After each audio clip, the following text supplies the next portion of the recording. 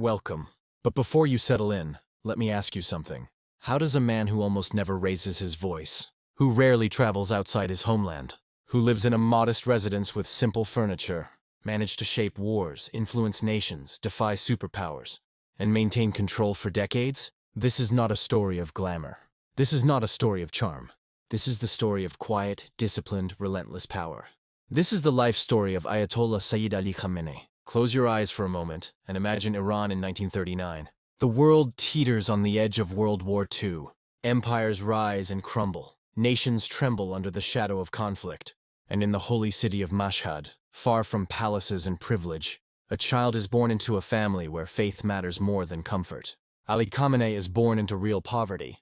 Not symbolic hardship, not fleeting discomfort, but true, persistent struggle. His father, Sayyid Javad Khamenei, is a deeply respected Islamic scholar, known for his piety, wisdom, and moral rigor, yet financially weak. Their home is small, humble, almost austere. Life is disciplined. Luxury is non-existent. But books are everywhere.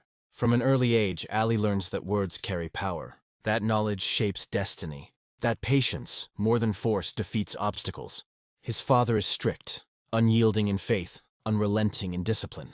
Ali memorizes the Quran as a young boy.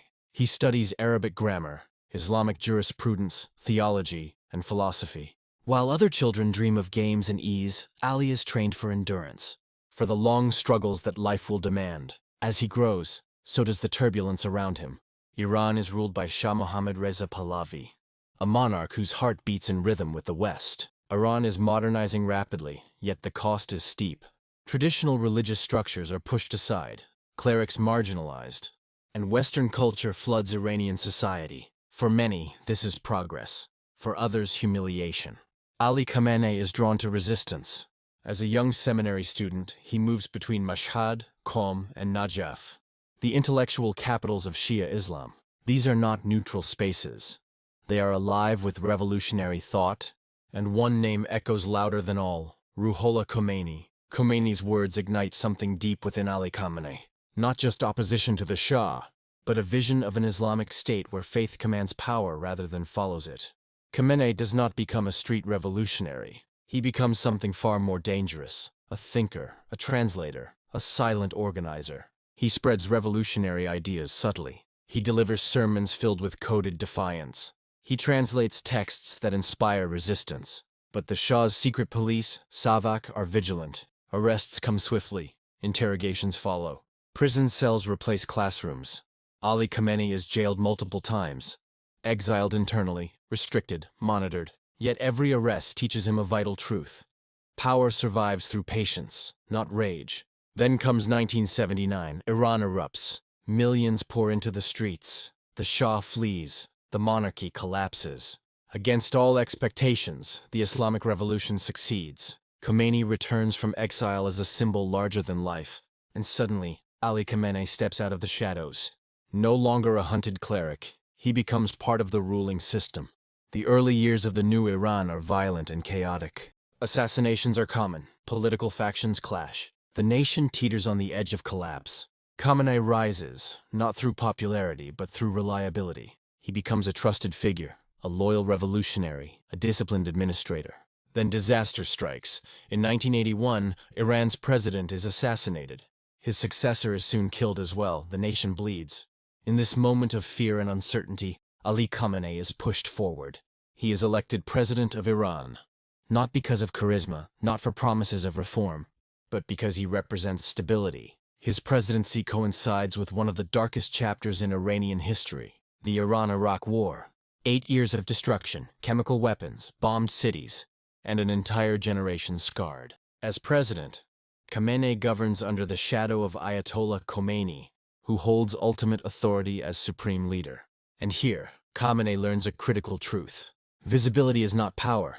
True power lies above the state. In 1989, everything changes again. Ayatollah Khomeini dies. The revolution loses its architect. Iran faces a dangerous question. Who will lead now? Many senior clerics are more qualified religiously than Khamenei, more learned, more respected. But politics is not theology. Behind closed doors, the assembly of experts makes a historic decision. Ali Khamenei is chosen as the new supreme leader. The quiet student from Mashhad is now the most powerful man in Iran. Many believe he will be weak, a placeholder, a temporary solution. They are wrong. Khamenei understands immediately that authority must be consolidated, not displayed. He does not rush, he does not provoke. He builds strategically and methodically. First, the Revolutionary Guards. Under Khamenei, the IRGC transforms from a military unit into a state within a state, controlling weapons, intelligence, media, and vast economic interests. Their loyalty is not to presidents, it is to the supreme leader. Then the judiciary. Judges are aligned, courts are shaped. Dissent is defined as a legal offense. Then the media. Television, newspapers, publishing, narratives are controlled. Enemies are clearly identified. History is carefully framed. Presidents come and go.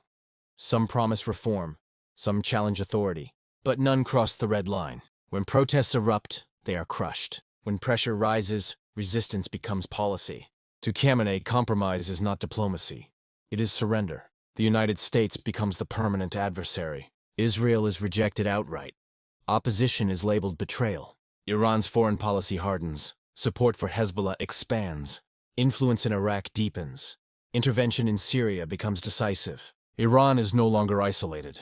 It is entrenched, resilient, and feared. Then comes the nuclear question. To the West, Iran's nuclear program is a threat.